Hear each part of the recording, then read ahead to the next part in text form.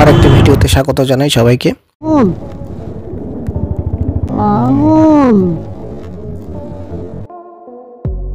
বাস্তবে কি এইসব চাপড়ি পাগলদের নিয়ে আর পারা যায় না।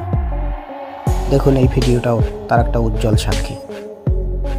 আর সঙ্গে আবদার, অনেকেই ভিডিও দেখেন কিন্তু সাবস্ক্রাইব করেন না, সেটুকু এবারে করে নেবেন এই আশা।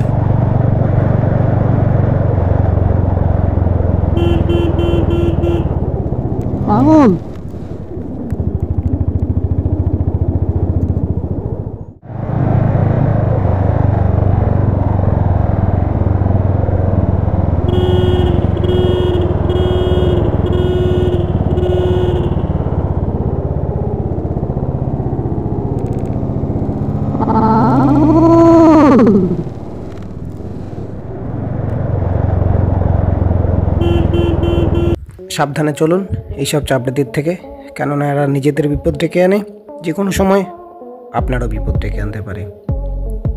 ধন্যবাদ।